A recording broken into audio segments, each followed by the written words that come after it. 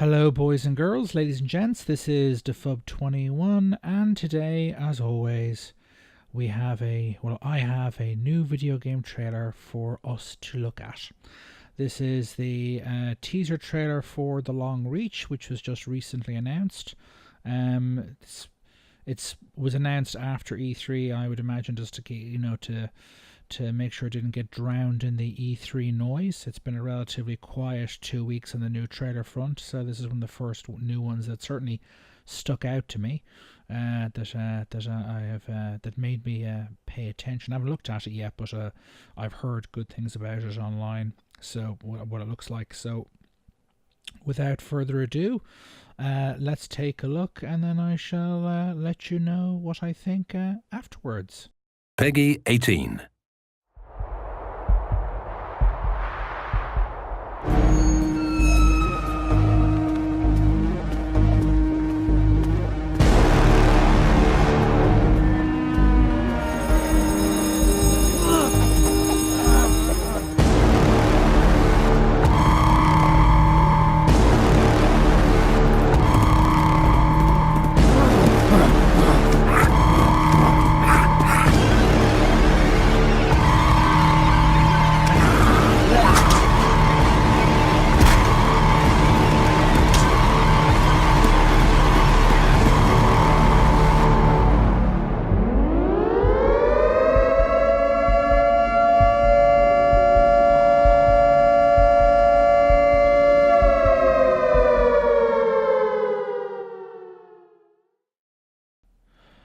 Well, at just under a minute long, that's a nice little short trailer. Another pixel art game. There are many of them out there these days.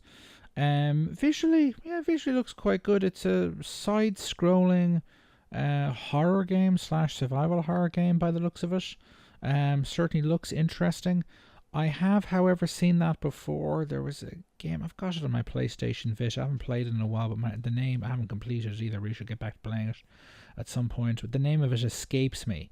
That is in a similar, pretty much the same kind of thing, pixel art, side-scrolling, kind of scary horror game with certain kind of resource management assets, elements to it. You got to scavenge for ammo and stuff.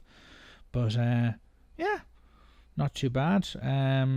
Again, for me, as I've said in previous videos, it to a degree, it's getting, I think, for a lot of the kind of the indies, it's getting more and more difficult to make a game that certainly in a trailer like this really stands out and grabs people's attention, because there's just been so many pixel art games, so many side scrollers, so many side scrolling platformers and shooters, and they just keep coming and coming and coming and coming.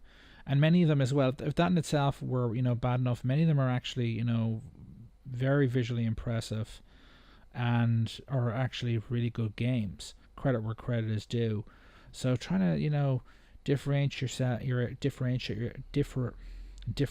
yourself from the crowd, it can only be getting harder and harder and harder.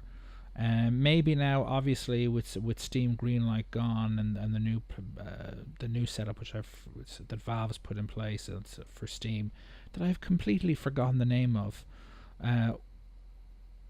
Maybe that will improve things, but I think it's unlikely. Maybe it will. Fingers crossed, and maybe it'll be more of a merit orientated, and they won't get drowned in crap. But as it stands, it seems so far. There hasn't been a kind of what's the word for it? A kind of a games console collapse that happened in the US in the early 1980s, or the kind of microcomputer collapse that happened in the kind of early to mid 80s in kind of Europe, where you've got all these, all this stuff is being flooded onto the market.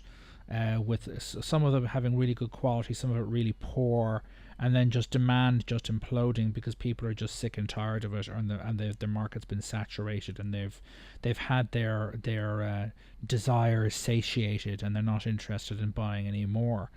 How that hasn't happened yet, and how the market continues to maintain demand at current levels for the output that I assume makes this the constant output of games like these and indie games in general commercially self-sustaining. I don't know, but I mean, we really are in a new kind of golden age of indie games. They have been really for a while, really since, I don't know how far back you'd have to go to say when it originally started, but it's, can it continue on? Will it continue on? Can it last? I don't know. But this again looks it's an interesting idea. I've seen it before. That doesn't necessarily mean that I'd have no interest in it. I loved Resident Evil 4. I loved Dead Space 1 and 2, with basically the same kind of third-person action survival games.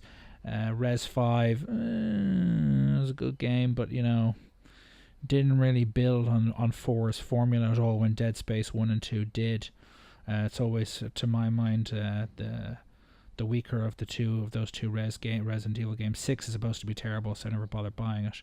But again, that's just an example. Hopefully, again, fingers crossed for them. I hope it turns out to be a good game, and if it's a good game, I may well buy it. But again, standing out from the crowd in this environment is getting, to my mind, more and more and more difficult. And I can't see how it can continue on.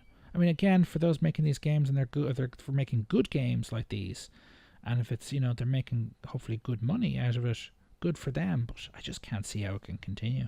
I just can't. It's just the raw quantity of this stuff is just so overwhelming. Anyway, this is Defub21. Let me know your thoughts. Let me know your thoughts in the comments below. Whether you like this trailer, your thoughts on indie games and pixel art games in general.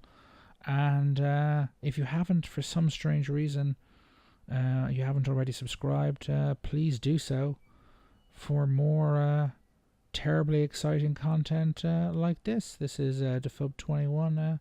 Oh yes, and like the video too. This is Defub21 signing off. Toodaloo.